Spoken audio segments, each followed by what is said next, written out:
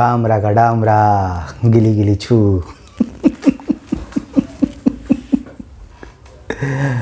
हमारे मोहल्ले में एक आदमी रहता था।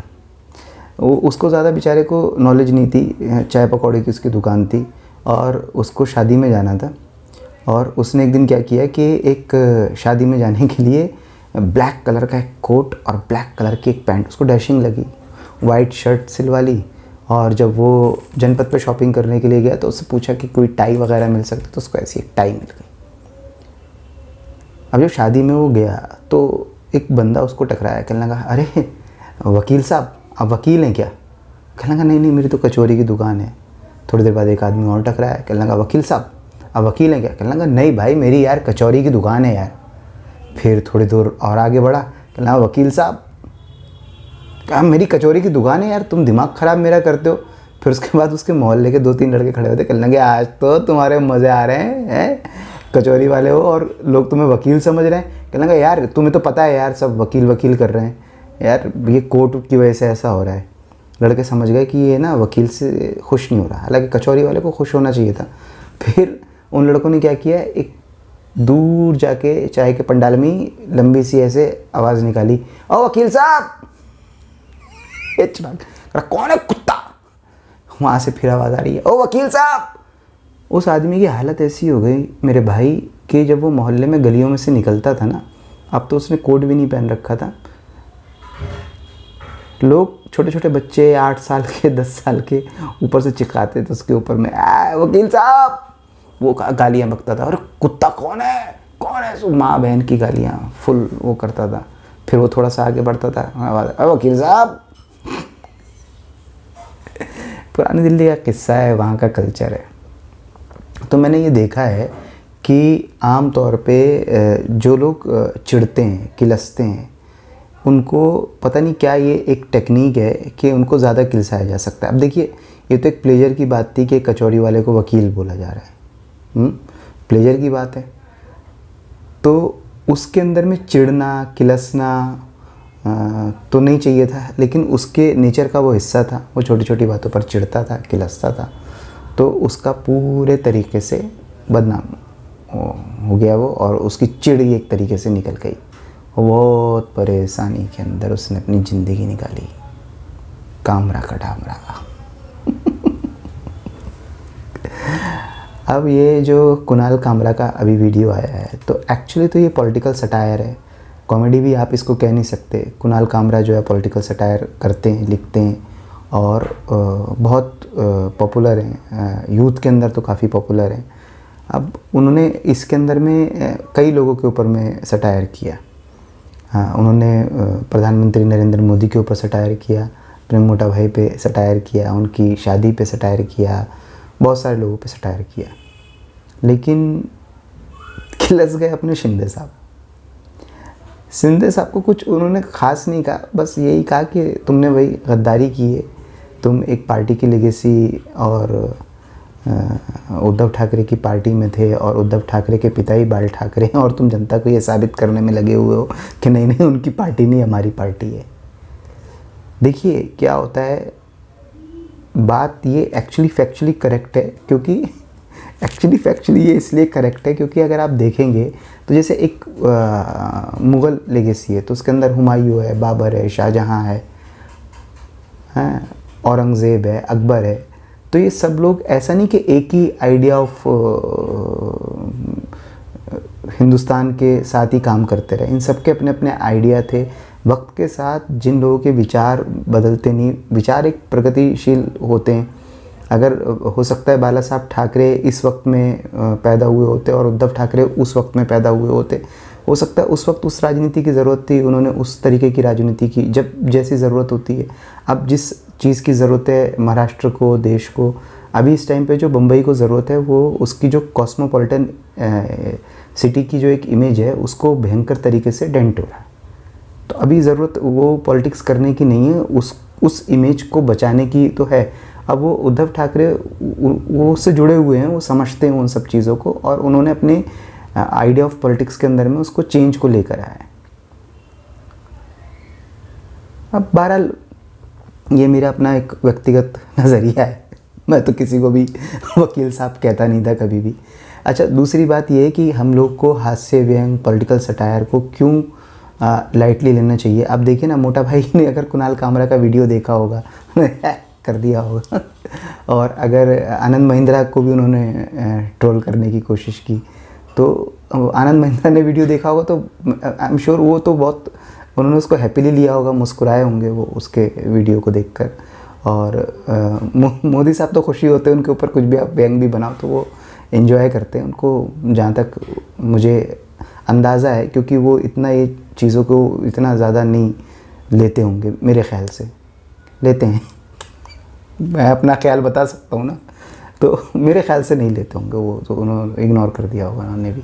लेकिन शिंदे साहब ने जो है उनसे इग्नोर नहीं हो पाया और तोड़फोड़ करने के लिए पहुँच गए।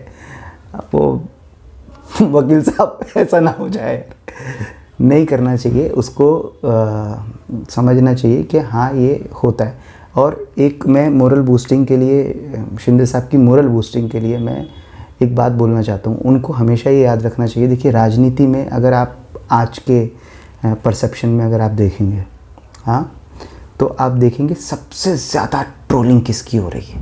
सबसे ज़्यादा ट्रोलिंग जिसको सबसे ज़्यादा बोला जा रहा है, बका जा रहा है, कहा जा रहा है, कुछ कुछ सुनाया जा रहा है, मीम बनाए जा रहे हैं, जोक बनाए जा रहे हैं, जिसके खिलाफ सबसे ज़्यादा लिखा जा रहा है, जिसको सबसे ज़्यादा मजाक बनाने की कोशिश की जा रही है, तो दो राजनेता हैं, राहुल गांधी और नरेंद्र मोदी। अब आप मुझे ये बताइए कि जिसकी जितनी ज़्यादा ट्रोलिंग हो रही है, इससे ये तो साबित हो रहा है ना कि वो उतना ज़्यादा इम्पोर्टेंट है,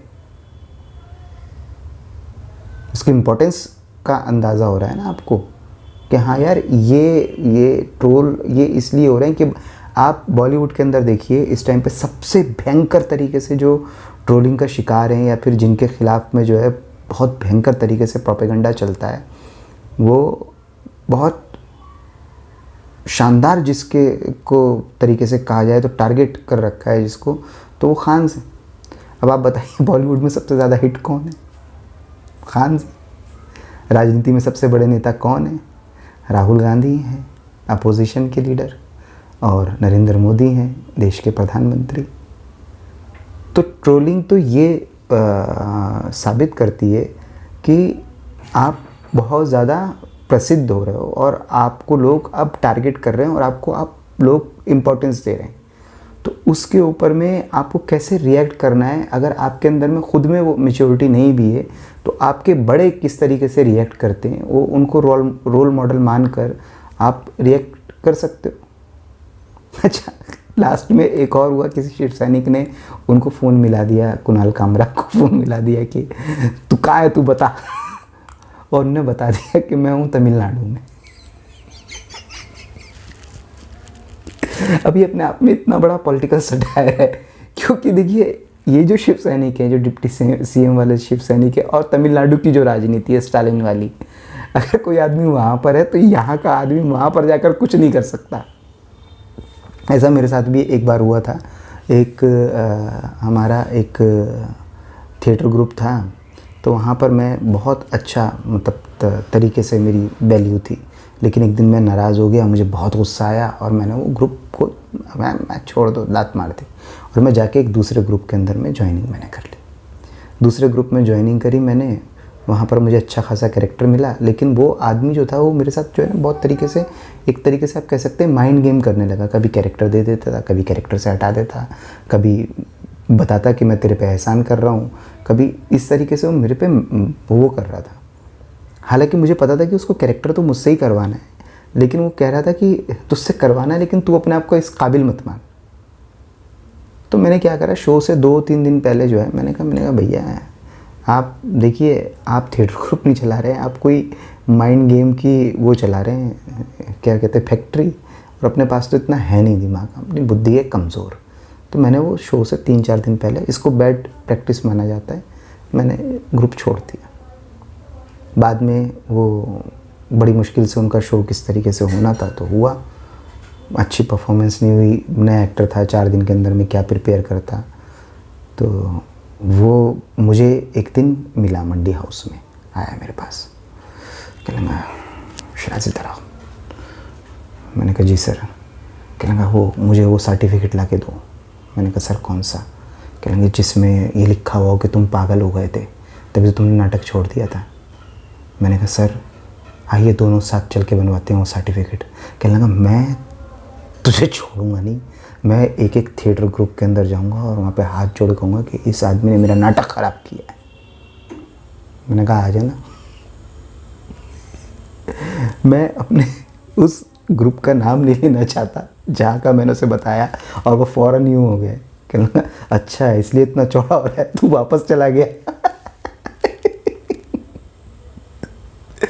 अब जैसे ध्रुव राठी जो है वो इंडिया में होते ही नहीं है, कुछ भी बोलते हैं, उनको ट्रोलिंग हो कुछ भी हो, उनके ऊपर सिटीजनशिप भी शायद नहीं है उनके पास में। ऐसे ही कुणाल कामरा जो है ऐसी जगह पर इन्होंने मतलब चले गए। तो लेकिन ये ऐसा नहीं होना चाहिए। एक्चुअली तो इनको बम्बई के अंदर रहकर ही परफॉर्म करना चाहिए। इससे अपनी कितनी डेमोक्रेसी मजबूत है और अपना कितना ज़्यादा डेमोक्रेटिक सेटअप अच्छा है, कितना ज़्यादा आप सत्ता के ख़िलाफ़ जा सकते हो, बोल सकते हो, आपको कितनी ज़्यादा अभिव्यक्ति की, इससे क्या होता है आपका जो है इंडेक्स में आप ऊपर आते हो। तो इस चीज़ का ध्यान रखना चाहिए। हर चीज़ के अंदर में आप तोड़ फोड़ करने पहुंच जाओ और तोड़ फोड़ को ही अपनी राजनीति बना लो, तो इससे क्या होता है कि वो जो कॉस्मोपॉलिटन और सबको साथ लेके चलने वाली, इवन वसुधैव कुटुंबकम, इस पर आघात पड़ता है, चोट पड़ती है। मुझे सबसे अच्छी लाइन जो कुणाल कामरा के वीडियो में लगी, उसने जो मुस्लिम आइडेंटिटी वाले लोगों के बारे में बताया कि ये लोग आज समझाने वाले मोड में लगे हुए हैं।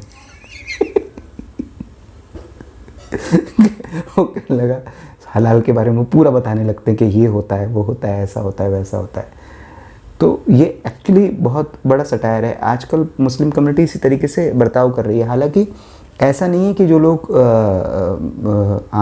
इस्लाम के या मुसलमानों के जो आर्थिक बाइकआउट या फिर इस तरीके के जो स्लोगन दे रहे हैं, ये लोग ऐसा नहीं कि ये समझते नहीं हैं। ये सब 8वीं 10वीं 12वीं पास हैं, स्कूल गए हुए हैं, नाम लिखना जानते हैं अपना, और अगर अंगूठा भी लगाते हैं तो अपना रेड़ी कचौरी पोटली टोकरी छोटे मोटे कारोबार कर रहे हैं। कुछ लोग तो जॉब वगैरह भी कर रहे हैं, 25,000 35,000 रुपये महीना कमा रहे हैं। तो सब स्किलफुल लोग हैं। तो ऐसा नहीं कि ये लोग समझते नहीं हैं और आप इनको समझाओगे। इनका इंटेंशन ऐसा है कि ये आपको जो है इस तरीके से कहें कि देखो तुम्हारी सच बात भी हम चलने नहीं देंगे। तो इनको समझाने का कोई लॉजिक ही नहीं है। आपके साथ में जो मैंने खुद अपनी ज़िंदगी में एक नियम ये बनाया था कि देखो आप ज़बरदस्ती की दोस्ती नहीं ढो सकते। आपके साथ में जो आपका साथ दे रहे हैं ना, जो आपके साथ हैं, वो आपके लिए काफ़ी होना चाहिए, more than enough. 140 crore 50 crore Hindustan की आबादी है, उसमें 70-80 करोड़ लोग आपके साथ, 90 करोड़ लोग आपके साथ हैं, वो उतना काफ़ी है। आप उन लोगों को समझाने की कोई ज़रूरत ही नहीं है जो आपके साथ नहीं है। क्या ज़रूरत है उनको समझाने की, वो समझेंगे नहीं। ठीक है, समझे?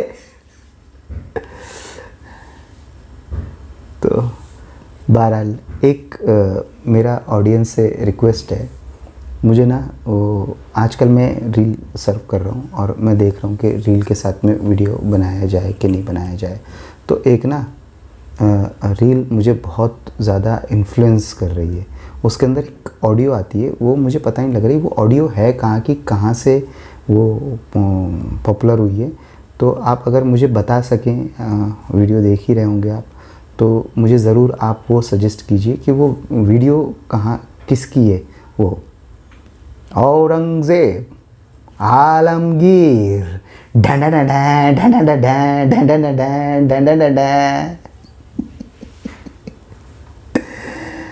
आशा है ये वीडियो आप लोगों ने देखा होगा और आप वकील साहब तो नहीं बनेंगे। बिना बात के मत किल्सो, कोई बात नहीं। कर किसी के गद्दार कहने से आप गद्दार हो जाए, आप साबित क्यों कर रहे हो यार?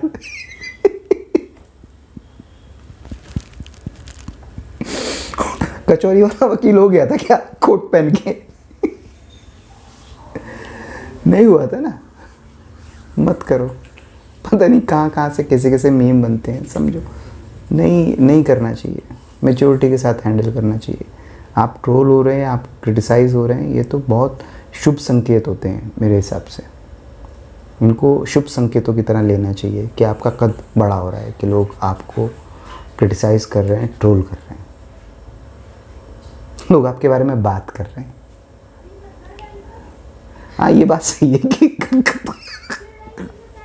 लोग वकील साहब कह रहे हैं, नहीं कहना चाहिए था, लेकिन फिर भी आप साबित कीजिए कि आप एक अच्छे प्रशासक हैं और आप बड़े कुशल मैच्योर पॉलिटिशियन हैं। चिंदी हरकतें क्यों करना, तोड़ फोड़ क्यों करना, अपने ही तो देश का नुकसान होता है। वह कॉस्मोपॉलिटन इमेज के ऊपर में डेंट लगता है और पता लगता है कि वहाँ पर शासक मैच्योर नहीं है, क्रिटिसिज्म को अच्छे से लेते नहीं हैं, लल्लू हैं। तो मत बनाइए ऐसा। मैं आम जनता है मैं कुछ भी बोल सकता है।